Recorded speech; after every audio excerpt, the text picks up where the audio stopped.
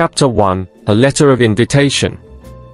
It was a temperate afternoon in late May when Monsieur Hercule Poirot, seated at his familiar writing desk in his Rue Lesueur apartment, received the missive that would carry him from the birdsong of Paris to the stately silence of Blackwater Manor. Through the open window drifted the faint scent of lilac, and the setting sun cast long, golden rays across his precisely arranged papers. Poirot laid aside the little volume of Baudelaire he had been rereading and reached for the envelope that had been placed before him by his discreet concierge, Jean. The stationery was of exceptional quality, vellum smooth, with a pale dove-grey hue, and bore an impression of deep green wax, the seal of Blackwater Manor. As Poirot broke the seal, a delicate wisp of bergamot floated upward, subtle yet insistently present. The fragrance bespoke both elegance and intention, as though Lord Edward Morphin had desired that every nuance of his invitation be perfect. Poirot's keen moustache twitched in approval. He extracted the folded parchment and smoothed it upon the desk.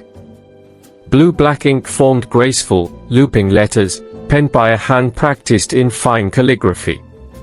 Yet Poirot's eye, trained to catch even the slightest inconsistency, paused at one curious smear beneath the word Saturday. It was as if the writer's quill had hesitated, or perhaps, as Poirot thought with a faint smile, a second person had touched the paper in haste. "One tash," he murmured, stroking his moustache thoughtfully. No detail was ever too small to note, for in his experience a single block could belie an entire scheme.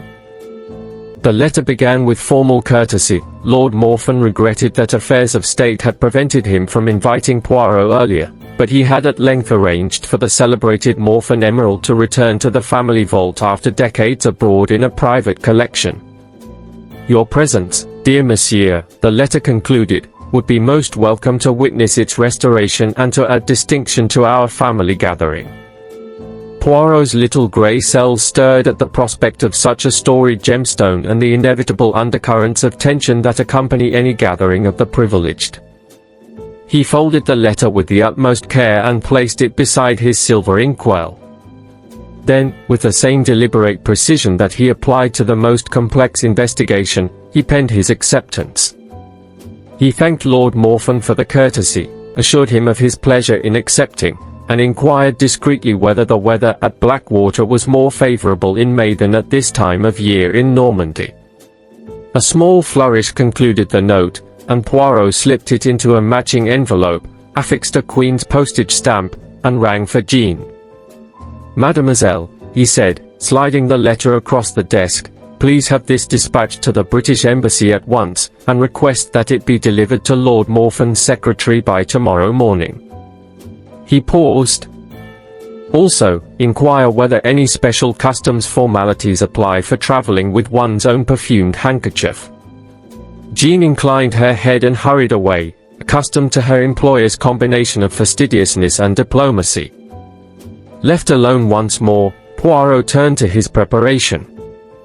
He consulted the printed railway schedules laid out before him, the 10:15 from Paris Nord to Calais Maritime, changing at Dover for the 14:30 express to London St. Pancras, then onward by the evening train to the nearest station to Blackwater Manor.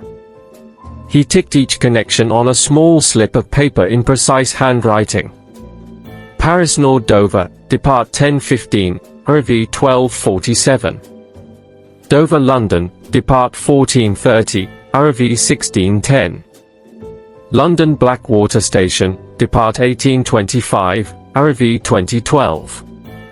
He paused at each time, murmuring the details to himself, before placing the slip into the breast pocket of his charcoal grey overcoat. Next, he selected his travelling attire, a crisp ivory shirt, a slate grey waistcoat tailored to perfection, and his favoured charcoal striped suit. Each garment laid out on a chair, awaiting his final inspection. Poirot even arranged his silk pocket handkerchief in the fold he favoured, 3 neat points visible above the pocket, before turning to his trunk to ensure that his indispensable magnifying glass and notebook were safely packed. An obliging taxi arrived at precisely 5 p.m. Poirot descended the narrow staircase 2 steps at a time, always mindful of posture and balance, and descended into the vehicle with his customary grace. As the taxi rattled its way through the streets of Montmartre, he gazed with mild interest at the flaneurs drifting along the pavements, noting the flourish of a lady's parasol here, the glint of a gentleman's watch chain there. Fancy details, perhaps trivial, but each worthy of mental note. At Paris Nord station, he presented his tickets to the polite attendant, offered a nod of thanks, and stood upon the platform. The train hissed and sighed as it prepared to depart. Poirot adjusted his hat at the exact angle he preferred, neither too rakish nor too formal, then stepped aboard and selected a compartment. He placed his hat on the rack above, settled into the plush upholstery, and unfolded a small leather notebook. As the train eased out of the station, he made a few rapid notes: the smudge beneath, Saturday, the bergamot's origin, likely a fine French distillery, and the possibility that the invitation was more than mere ceremony. Already, possibilities formed: an overdue family feud, jealousy among heirs, even a hidden admirer of the emerald itself. The rural landscape swept past the window in a blur of green fields and distant hills. Poirot watched for any sign of intrigue even in the scenery, a field ploughed at odd angle, a cottage shutter askew, but found none. He allowed himself a faint, satisfied smile. Les gens, he whispered to himself, do not suspect what a calm exterior may conceal.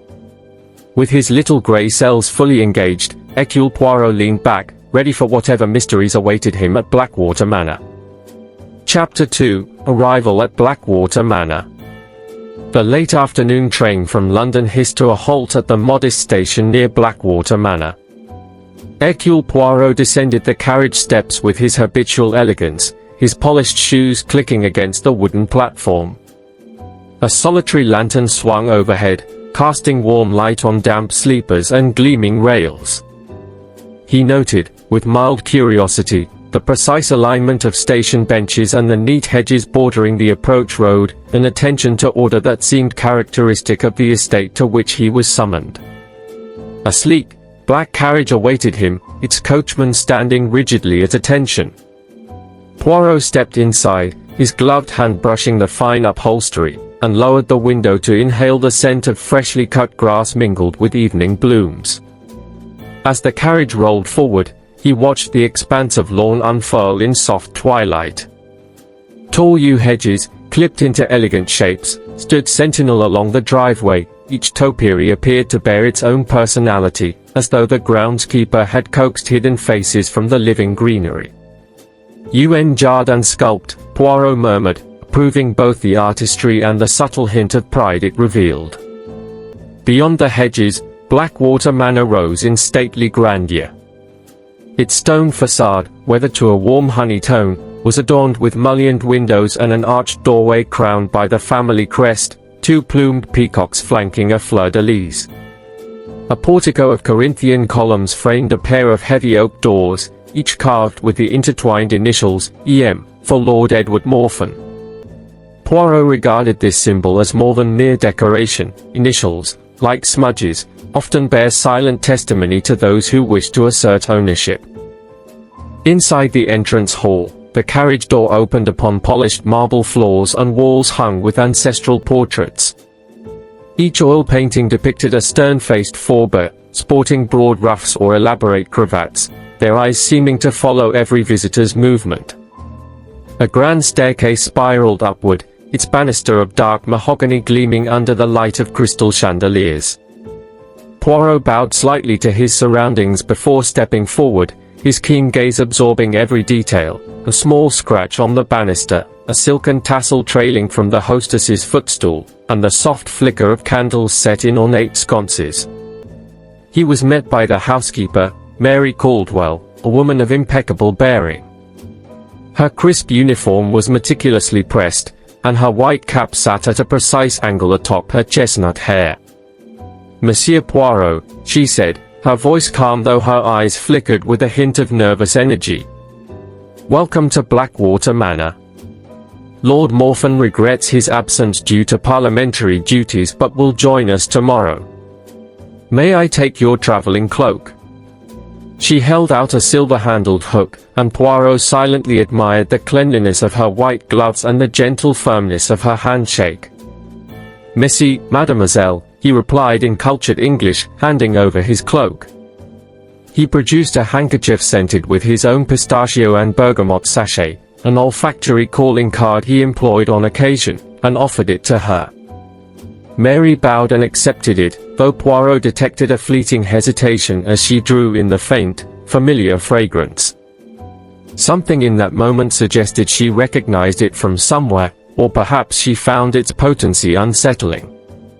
Poirot made a mental note. Mary guided him into the drawing room, where the other guests had already assembled. A low fire crackled in the hearth, giving warmth to the gilded moldings and plush carpets.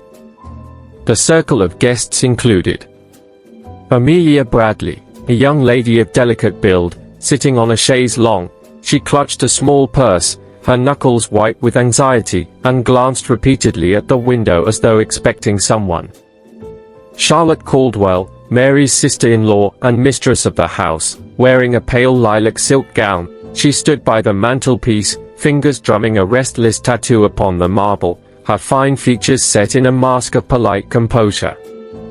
Edward Fairfax, the family solicitor, upright and brisk, he held a leather folio under his arm and spoke in clipped tones about the weekend's schedule, though his eyes betrayed a hint of unease.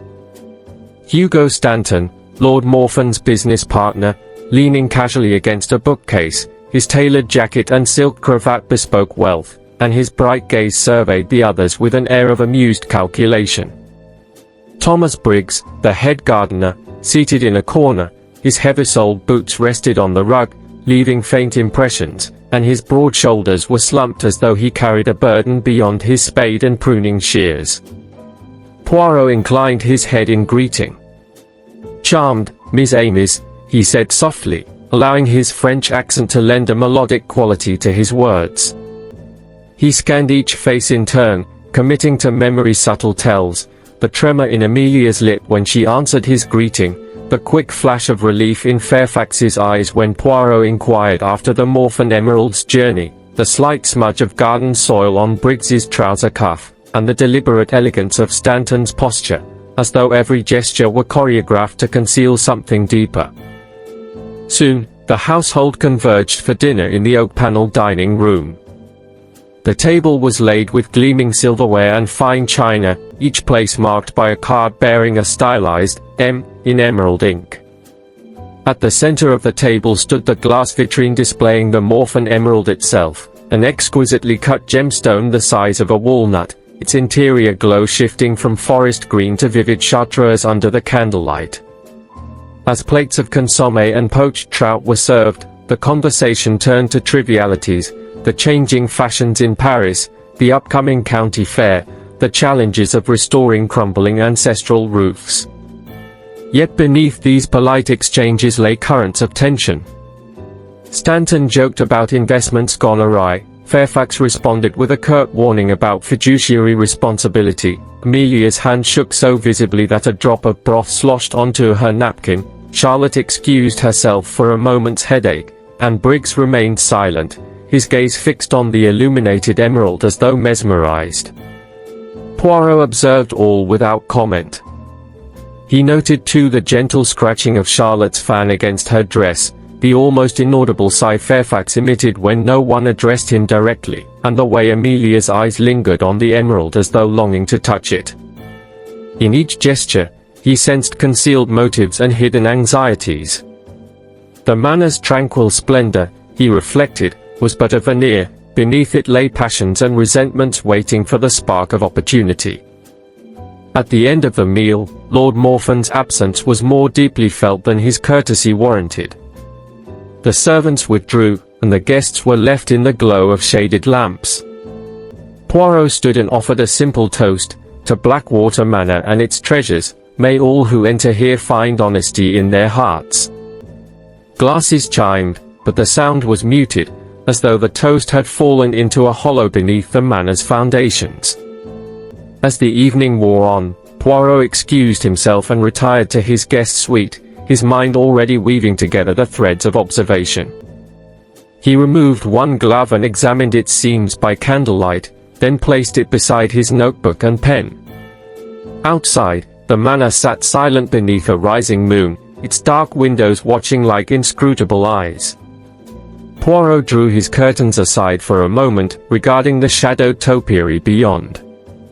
In that stillness, he promised himself that within 24 hours, he would have discerned precisely what secrets Blackwater Manor concealed. And with that resolve, the great detective allowed himself a rare smile of anticipation. Chapter 3: The Emerald Vanishes. Early the next morning, a fine mist clung to the hedges and lawns of Blackwater Manor, softening the silhouette of its ivy-clad walls. The household stirred to life, the distant caw of a crow, the gentle patter of servants' footsteps along the corridor, and the muted rumble of the kitchen hearth being stoked. In his guest suite, Hercule Poirot lay abed, his keen ears attuned to every sound. A faint gasp, barely louder than a sigh, drifted through the corridor. Poirot slipped from beneath the covers, smoothed his dressing gown, and advanced toward the emanating sound with the poise of a panther stalking its prey. Mary Caldwell burst into the room, her composure undone by visible distress. Her bonnet was skewed, and her white gloves were stained with what appeared to be dirt. "Monsieur Poirot," she cried, voice trembling. "The display case." Without waiting for an invitation, she led Poirot down the tapestry-lined corridor and into the morning room. There, on a low mahogany table, lay the glass enclosure that once protected the Morphin emerald, now shattered. The lock had been wrenched open, fine shards of glass tinkled on the Persian rug like tears. Poirot bent to inspect the scene. He noted the lock's broken catch, splintered metal curved outward in a tidy arc, as though a skilled hand had applied a single, precise twist. The glass shards bore no fingerprint, yet the edge nearest the lock had a faint smear, perhaps the thief's glove grazed it in haste. Poirot's eyes narrowed upon the jagged fragment, no hurry of desperation here, but the cool calculation of someone who knew exactly which part to break. He rose and surveyed the room, drapes drawn halfway closed, the hearth's embers cold, and the faintest scent of bergamot lingering in the air. On the velvet cushion where the emerald had rested lay an unexpected remnant, a small scrap of black leather, its inside stamped with a solitary letter, C. Poirot gingerly picked it up, examining the grain of the hide and the way the initial had been pressed in. "Un indis precieux," he murmured. Nearby, muddy footprints marked the polished oak floor. The tread was broad and deep, the pattern distinctly that of a stout work boot rather than a lady's slipper. Yet these prints ended abruptly at the carpet's edge, as though the thief had changed shoes, or perhaps decoy pursuit with false tracks. Poirot straightened and regarded the assembled household. Amelia Bradley stood in the doorway, her youthful complexion drained of color, her hands clutched the back of a chair for support. Charlotte Caldwell pressed a perfumed handkerchief to her lips, her finely arched brows drawn together in consternation. Edward Fairfax, who had been reading by the window, closed his ledger with unruffled calm, though his jaw tightened. Hugo Stanton leaned against the mantelpiece, cloak draped carelessly over one shoulder, his bright eyes darted from face to face, as if calculating each reaction. Thomas Briggs hovered by the door, boots caked in fresh mud, posture sheepish. Poirot allowed no room for theatrics. "Miss Amis," he began, voice steady, "we lament the theft of the Morphin emerald. Yet it is essential that we preserve order until the authorities arrive." He paused, surveying each individual. "Note, please, this fragment of leather." He held the scrap aloft. "And these footprints." He indicated the muddy impressions. "The thief has left us a trail, albeit deliberate in its misdirection. We must not underestimate the subtlety of this act." He motioned for the housekeeper to close the shutters. As she complied, Poirot knelt to lay tracing paper over one of the prints, his long fingers steady as he lifted an impression with charcoal. Simultaneously, he placed the leather scrap in an evidence envelope. His motions were methodical, the very picture of composed diligence. He then beckoned Amelia closer. "Mademoiselle, did you hear anything last night? Footsteps, voices, perhaps the faint disturbance of furniture?" Amelia cast her eyes down, wavering. I thought I heard a creaking floorboard," she whispered, "but I assumed it was the house settling." Charlotte offered a shaky explanation. "I was unwell and retired early," she said. "I heard nothing beyond the normal household sounds." Fairfax glanced at his watch. "I was in my study drafting legal papers," he stated crisply. Stanton shrugged. "I was reviewing accounts in the drawing room. The fire kept me warm, but I noticed no unusual disturbance." Briggs shuffled his boots, voice low. "I was in the greenhouse until very late, tending the roses before frost claimed them." Mary Caldwell murmured remorsefully, "I slept in my quarters as always." Poirot regarded each account with immaculate neutrality. He made small notes in his leather-bound notebook: Amelia, possible fear; Charlotte, defensive; Fairfax, too calm; Stanton, amused; Briggs, muddy; Mary, stained gloves. He closed the book with a soft snap. "Thank you," he said evenly. "We shall reconvene after the inspector arrives." As the guests dispersed, tension rippled through the room like a hidden current. Left alone, Poirot touched the tip of his moustache and surveyed the now empty display case. "The theft is no ordinary burglary," he mused. "It bears the signature of premeditation, of knowledge both architectural and psychological. The smudge on the glass, the deliberate boot prints, the embossed leather, each a calculated breadcrumb." He pocketed the envelope and stepped to the window, peering at the damp path leading toward the greenhouse. "Tomorrow we shall walk that very route," he promised himself. But tonight, the game of shadows has begun in earnest. With that, he turned from the scene, mind alight with possibilities, poised on the brink of revelation. Chapter 4: Web of Alibis. The morning sun streamed through the high mullioned windows of Blackwater Manor, gilding the gilt frames of ancestral portraits in a soft, amber light. In the hushed stillness of the drawing room, Hercule Poirot sat upright in a mahogany armchair, his legs crossed and his immaculate waistcoat buttoned with precise symmetry.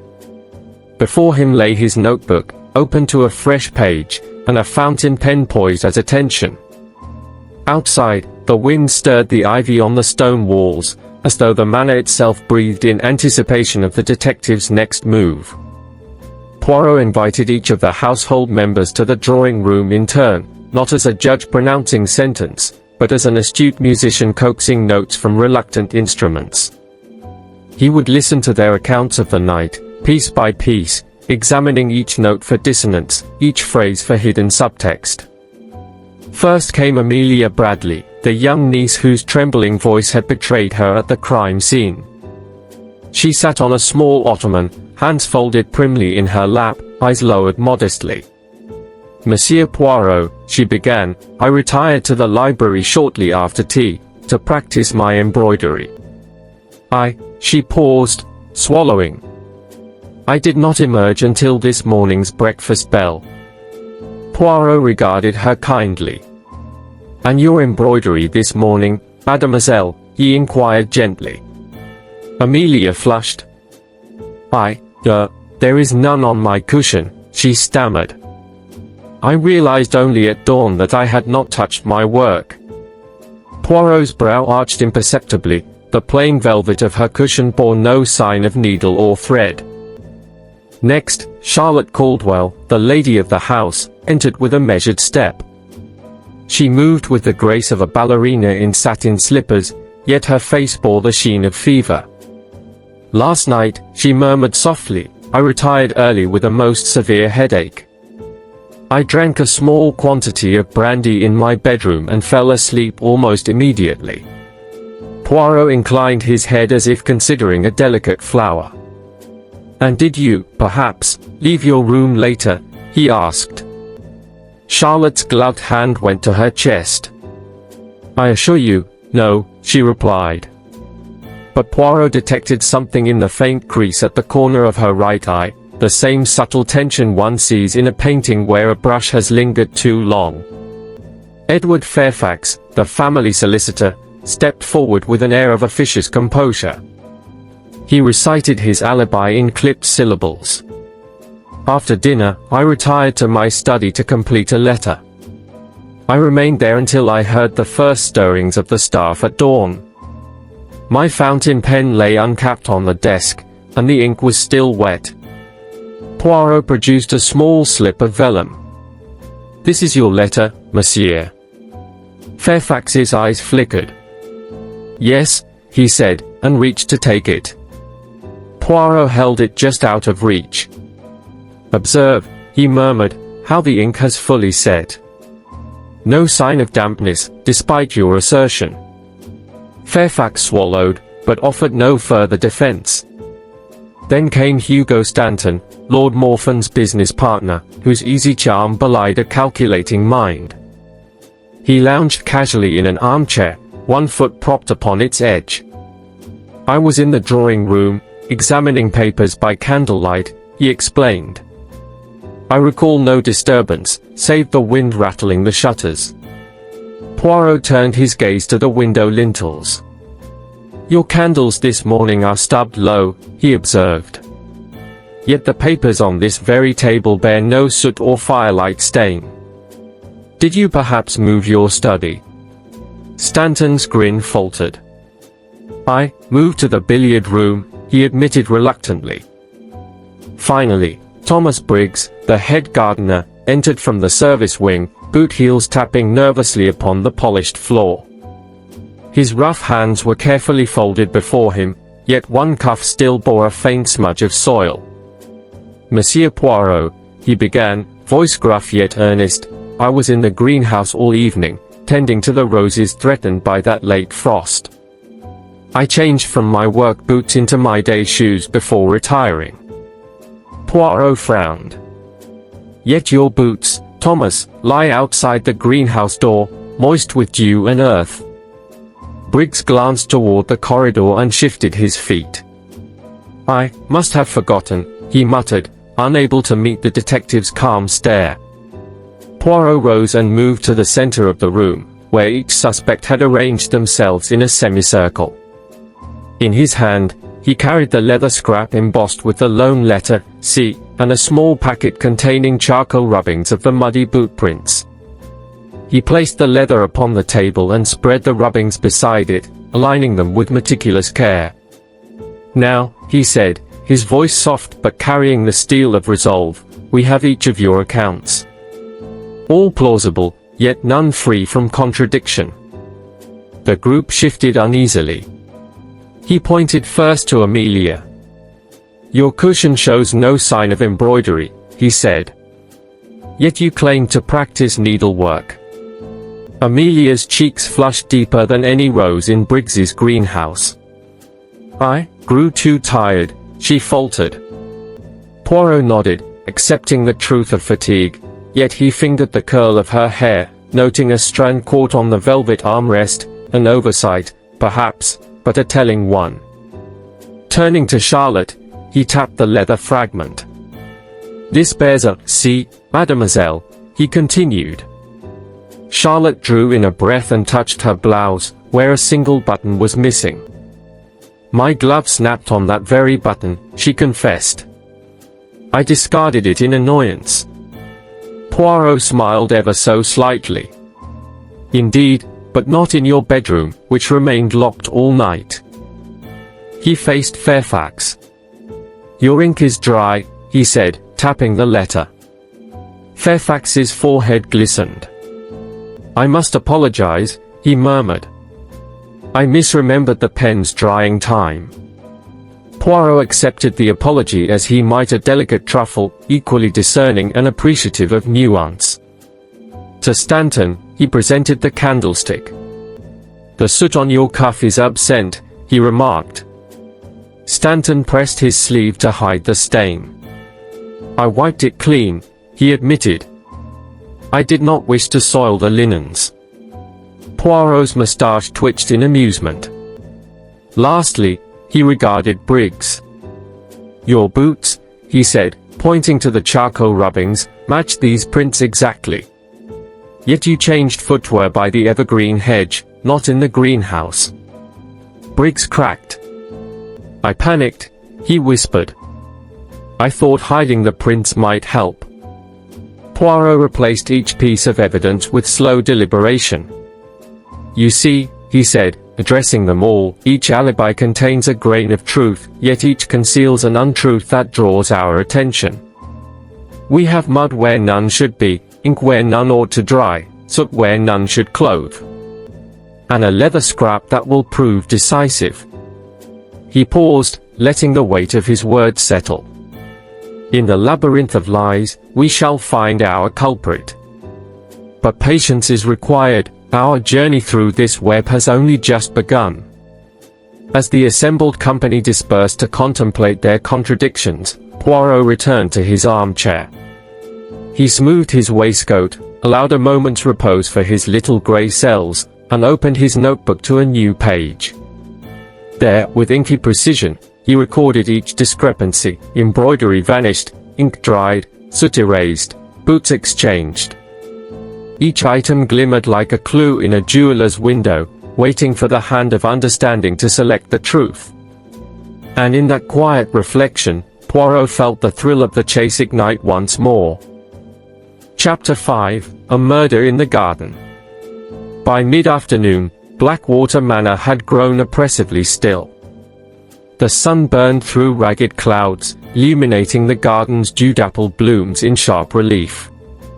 Poirot, having just completed his quiet interviews in the greenhouse, crossed the gravel path toward the rose garden, intent on matching footprints, when a piercing shriek rent the air. It was neither the peal of laughter nor the bark of a deerhound, but a note of raw terror, an urgent summons that froze every heart in the manor. Poirot's gait remained unhurried, yet unerringly direct. He passed beneath the wrought iron arbor where crimson blossoms cascaded, each one heavy with moisture, and found Edward Fairfax lying face down among the petals. His coat was flung aside, one sleeve soaked dark at the elbow. A slender branch, snapped and jagged, lay across his back, crimson stains spread beneath his chest.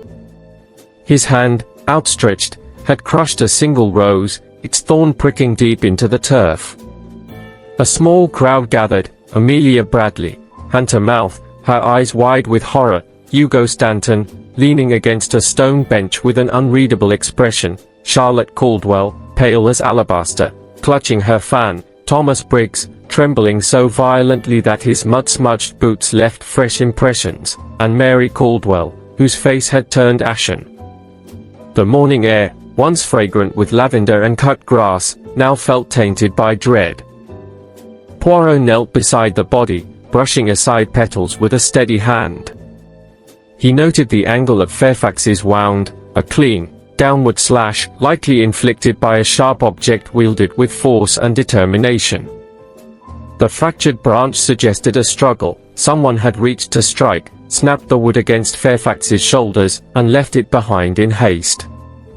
Poirot's eyes drifted to the ground. There, almost concealed by rose petals, lay a small fragment of black leather, embossed, once again, with the solitary C. He slipped it into a paper envelope for safekeeping, his expression impassive. Nearby, a solitary perfume note hovered above a cluster of pink tea roses. It was heady, floral, far richer than the light bergamot of the invitation, an aroma of rare essence, the sort favored by ladies of refined taste. Poirot inhaled gently, appreciative of its complexity yet noting its incongruity amid the earthy garden scents. This drop of perfume, he realized, could betray its wearer. Rising, Poirot surveyed the scene. The garden's ornate fountains stood silent, their basins still filled with water-tinged rose-petal pink by fallen blooms. A marble statue of Flora, her blank eyes turned toward the sky, cast an ominous silhouette. The iron gate leading back to the veranda was ajar, its latch unlatched but undamaged, a subtle invitation or a hurried escape route. The gravel beneath the gate bore footprints, one set heavy-treaded, as before, and a second, lighter impression of a woman's slipper, the pointed toe ending abruptly as though the wearer had changed direction or been dragged. "Mon ami," Poirot murmured to the local constable, who had just arrived with Lady Caldwell's urgent summons. "We have here not mere accident but a calculated deed. Note the jewel prints and the fragrance. Observe also the absence of soil upon the victim's boots, no sign he had walked here, despite his presence. He was lured." The constable bent to examine the gravel. Poirot turned his attention to the rose arch under which Fairfax had fallen. A single thorn snapped at an odd angle, its tip stained faintly. He pocketed a small sliver of wood. The murderer struck with violence, then fled swiftly, he deduced. But why the perfumed drop? And why leave a glove fragment again? He addressed the assembled witnesses. "Have any of you observed unusual movements this afternoon? Any sign of argument, of raised voices, of someone entering the garden just before the scream?" Amelia's lip quivered as she whispered, "I saw someone behind the laurel hedge, but I thought it Lady Caldwell taking air." Poirot's gaze shifted to Charlotte, who had stepped back behind the fountain, her fan fluttering like a bird's wing. "I did wander here," Charlotte admitted, voice low, "to calm my headache. But I found nothing amiss." Stanton shook his head. "I was in the billiard room, practicing a break. I didn't hear anything until Miss Bradley screamed." Briggs swallowed hard. "I finished in the greenhouse and left by the north gate. I didn't cross the garden." Mary Caldwell, voice trembling, added, "I went to fetch some fresh lilies for the drawing room. I didn't enter the rose garden." Poirot nodded. "Très bien.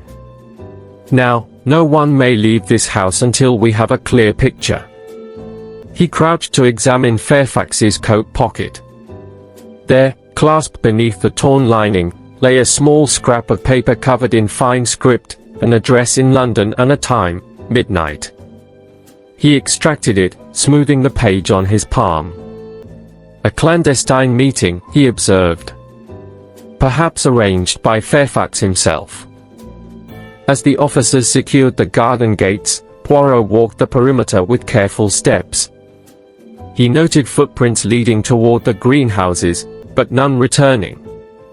He followed the faint trail to a stone urn overflowing with ivy. Inside, he found a small doll's glove, identical in make to the leather fragment.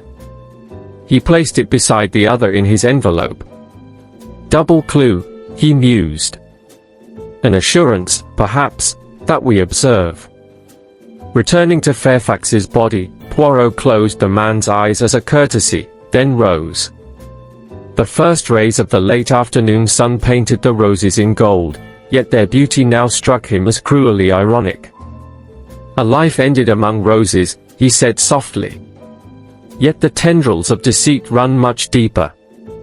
He summoned the household to stand once more at the edge of the garden path. "My friends," he began, "we have here a crime of passion and cunning. The murderer knows our movements, our preferences, and even the secret of our perfumes. We must uncover not only who wields the blade, but who orchestrates this theater of shadows." His grey eyes rested on each face in turn. "Tomorrow, the greenhouse and the orchard shall yield further truths. Tonight, consider well your actions and your motives. For at sunrise, I shall reveal all that I have discerned." As the household dispersed in stunned silence, Poirot remained beside the lifeless form of Edward Fairfax. He knelt and sifted rose petals through his fingers, each one a whisper of beauty and betrayal. In the hush of the garden, he promised himself that the tangled roots of this mystery would be unearthed, however deep they ran, and that no thorn, however sharp, would escape his little grey cells. Chapter 6: Passages and Perfume. That evening, a restless hush enveloped Blackwater Manor. The drawing-room's candles flickered as though anxious, and the patter of servants' footsteps in the corridor sounded more urgent than usual.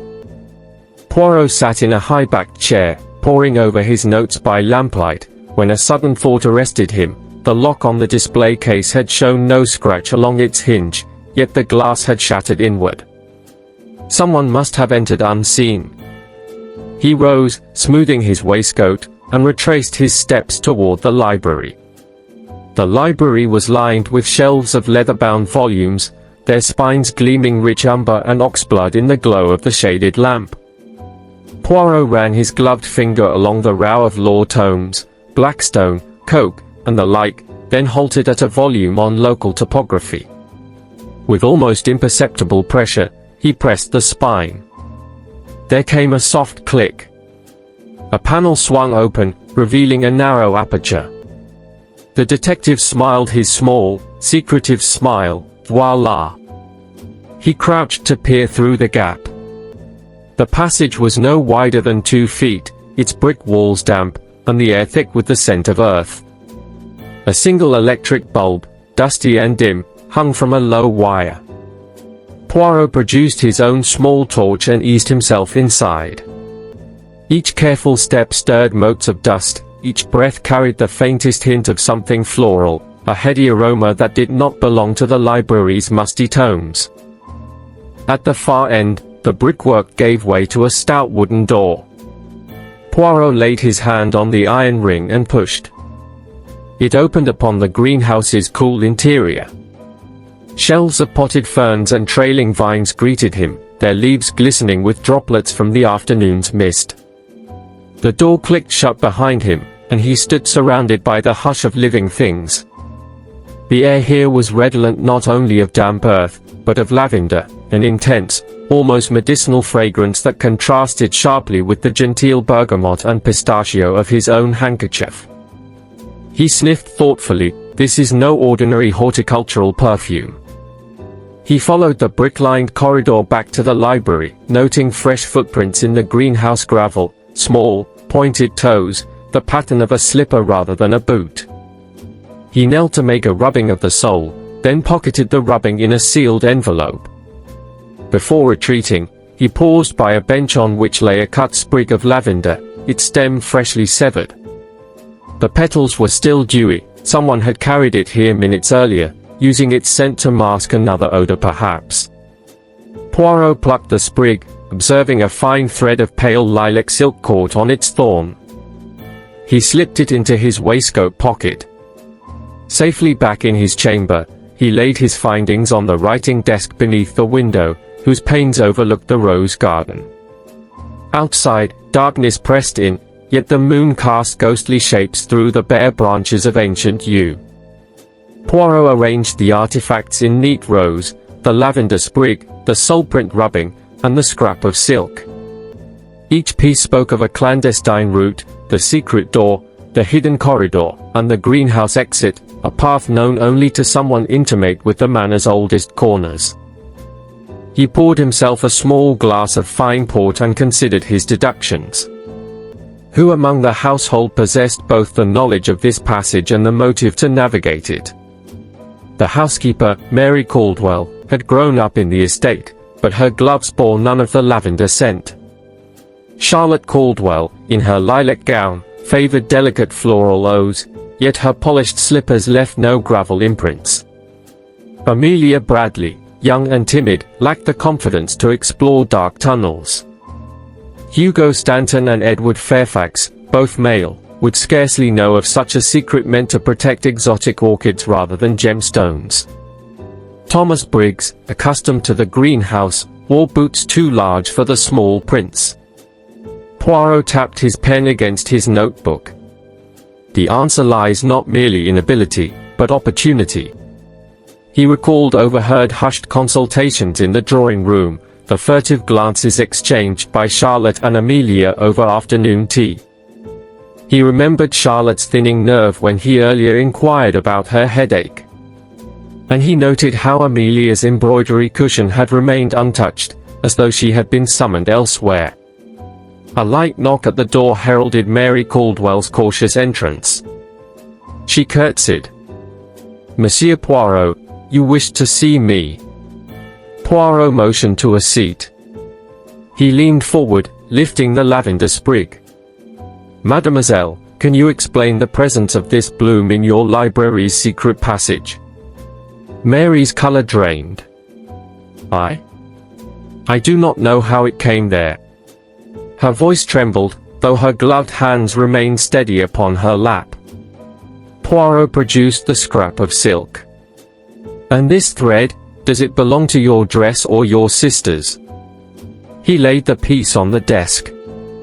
Mary's gaze flicked to the window, where the moonlight etched bright lines across the desk's surface. After a tense moment, she shook her head. "Neither. I swear it is not mine." Poirot did not press further. Instead, he rose, signaling that the interview was at an end. Once alone, Poirot donned his overcoat and descended the broad staircase on silent feet. He moved through the corridors as one might through the pages of a beloved novel, familiar yet brimming with potential surprises. His destination was the greenhouse, where the trail had been freshest. The front doors were locked, he had seen to that earlier, but windows along the side were unlatched, wet with condensation. He entered the glass house through the side door. His lantern revealed potted blooms and seating areas, all arranged in careful symmetry. He retraced the path to the gravel walk, noting how footsteps had brushed away fallen petals, leaving an almost invisible trace between the ferns. He followed it to the hidden door and the library beyond. At the hinge, a faint smudge of gravel remained, a test to see if anyone had discovered the passage. Yet the rest of the bricks retained no such sign, suggesting only someone very familiar had used it. Stepping back into the night air, Poirot inhaled deeply of the cold, star-studded sky. He whispered to himself, "The knowledge of this route is the key. Our culprit is someone neither new nor accidental, but integral to the house's life." He tucked the lavender sprig into his breast pocket, certain that its heady perfume would soon guide him to the one who wore it most naturally. With a final glance at the silent manor, Poirot set his course for the drawing room, where tomorrow's gathering would produce further revelations. The veil had been lifted, if only a little. The secret passage and its fragrant riddle now lay open to his little grey cells. Chapter 7: The Gathering of Minds. Late the next morning, Poirot summoned the household to the drawing room, now arranged for his interrogation. The tall windows admitted a pale, diffused light that fell on a low mahogany table in the center, where evidence lay in precise order: 2 leather scraps, a lavender sprig, a silk thread, a perfumed rose, glass shards, and charcoal rubbings of footprints. The assembled guests, Amelia Bradley, Charlotte Caldwell, Edward Fairfax, Hugo Stanton, Thomas Briggs, and Mary Caldwell, took their places around the room, each wearing a mask of polite concern. Poirot stood before them, his grey eyes alight. "Miss Amis, we gather to scrutinize the facts without preconception. Let us examine each clue and its possessor." He lifted the larger leather fragment. "This coarse piece, stamped with a C, is robust and workmanlike." He looked first to Briggs. The gardener's shoulders tensed. "Your gloves yesterday were gardening gloves, no?" Briggs nodded. "But mine bear no letter, monsieur." Poirot placed the fragment down and picked up the finer scrap. "This, too, bears the same initial but in delicate leather suited to evening attire." He turned to Charlotte. Her gloved hand brushed her gown's folds. "Madam, does this match your evening gloves?" Charlotte's lips parted. "No, not mine," she whispered. Poirot's moustache twitched in satisfaction. He moved to the perfumed rose, its petals still moist. "This bloom exudes a rich, spicy fragrance, not the bergamot of the invitation, nor the pistachio of my handkerchief. He offered it to Lady Caldwell, who inhaled and withdrew. Too heavy, she said. I prefer something lighter. Poirot's gaze flicked to Mary Caldwell. Housekeeper, you arrange flowers each morning. Have you used this variety? Mary's composure slipped. She shook her head. Only ordinary garden blooms, never such exotic petals. Poirot filed away her reaction with meticulous care. Next, he displayed the charcoal rubbings. 2 sets of footprints, one broad-treaded boot, the other a slender slipper. The boots lead to here, then vanish, replaced by the slippers. He faced Amelia. Mademoiselle Bradley, you said you walked these paths to soothe nerves. Which footwear did you wear? Amelia glanced at her embroidery cushion, her fingers twisting its corner. Light dancing slippers, she admitted. Poirot noted her unease. He then addressed Briggs, and you changed boots before entering. Briggs swallowed. I cleaned them, yes, monsieur. Poirot's lips curved. Yet the pattern remains identical, only the size differs. He revealed the silk thread next, holding it aloft by the window light.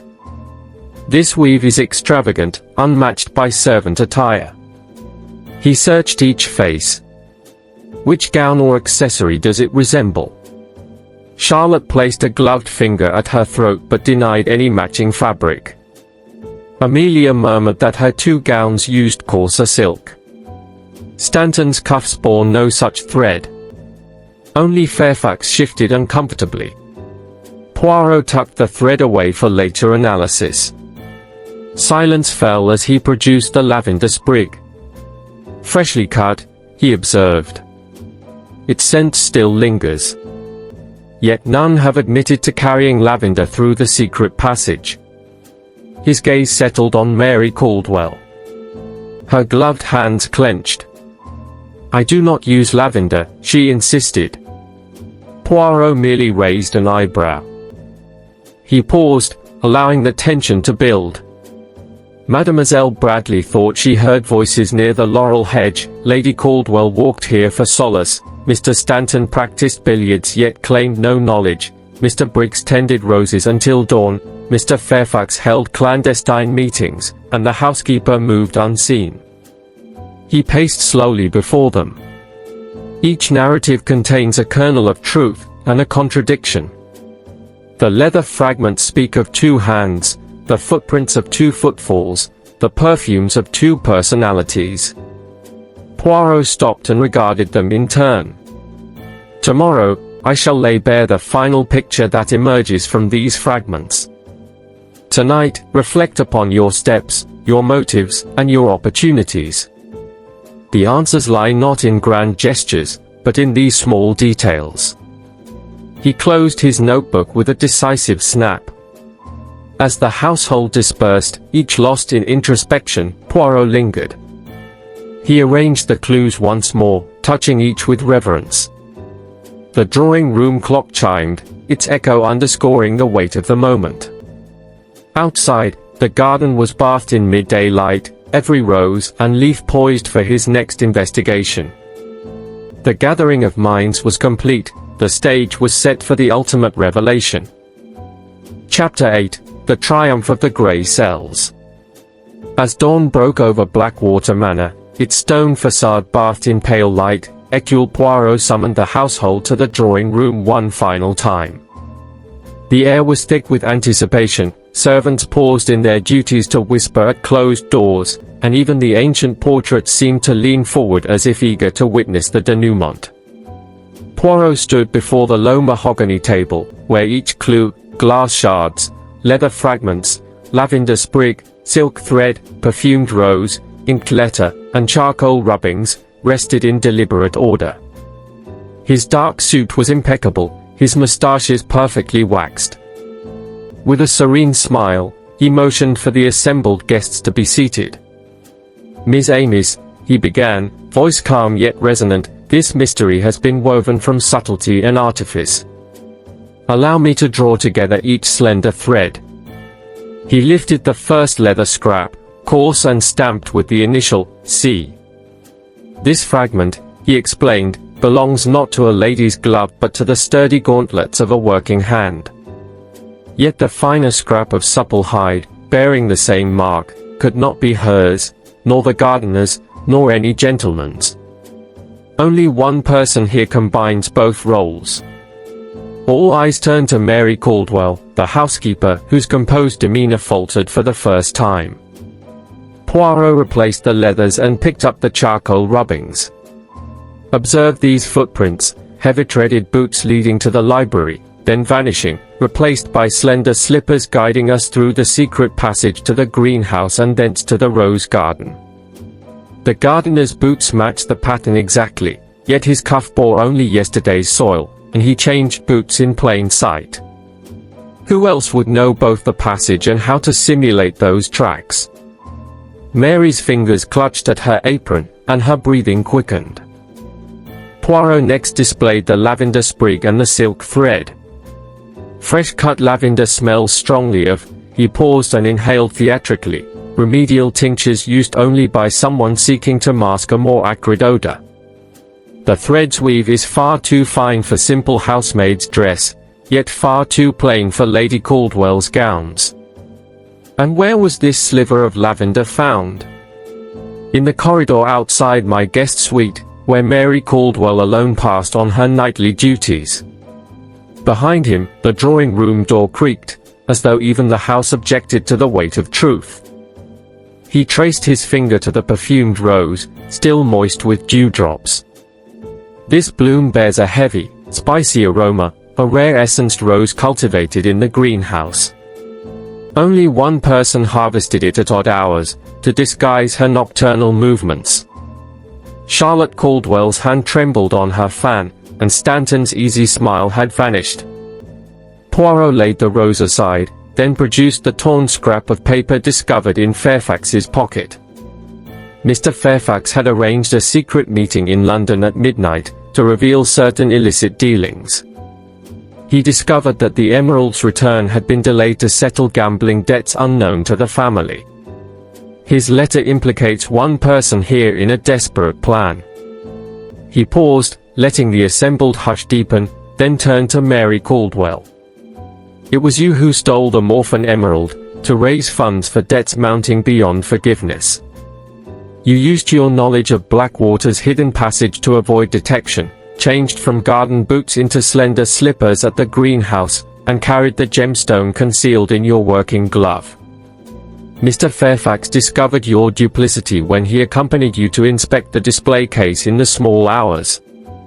In panic, you struck him with the branch of the Scots pine, an instrument at hand, leaving him to bleed among the roses." Mary rose, her apron damp at the hem, and stammered, I had no choice. He threatened to ruin me." Her voice broke, revealing the human heart beneath her stoic mask. Poirot inclined his head. "Very well, mademoiselle. And yet, in your haste, you left behind the very evidence that betrayed you, the button of your waiting dress snagged on the sprig of lavender, the fragment of silk caught on the thorn, the leather imprint stamped with your initial." He closed his notebook with a soft snap. The lock on the display case was forced inward to conceal the outward scrape against the frame. The smudge on the glass was your glove, worn to silence the mechanism. The smudge beneath Saturday, on my invitation? A slip of your quill, as you penned the note to lure me here, eager for the emerald's safe return, while planning its secret removal. A murmur rippled through the room as Mary sank back into her chair, tears brimming in her eyes. Poirot stepped forward, placing his hand gently on Mary's shoulder. "There is yet a final mercy, Lord Morphin's forgiveness, if he is inclined, and a fair hearing for your plight." He turned to the others. "Let this household remember that pride and desperation can drive even the most dependable soul to betrayal. Yet let it also remember the power of reason, observation, and compassion. Without rancor, we now entrust Mary Caldwell to the constable's care." As Mary was guided away, Amelia Bradley rose to brush a tear from her cheek. Charlotte Caldwell covered her face with her fan, Hugo Stanton exchanged a grave glance with Fairfax, and Thomas Briggs bowed his head in silent sorrow. Poirot replaced each clue on the table, restoring them to order as though the mystery itself had been a puzzle now complete. At the final moment, he allowed himself a small, satisfied smile. "Miss Amis," he said, "we solve not only the crime, but the human frailty that inspires it. And in so doing, we honor both justice and the dignity of the soul. The little grey cells have prevailed once more." With a dignified bow, Hercule Poirot signaled the end of the drama at Blackwater Manor, leaving behind a house forever altered by a secret now laid bare.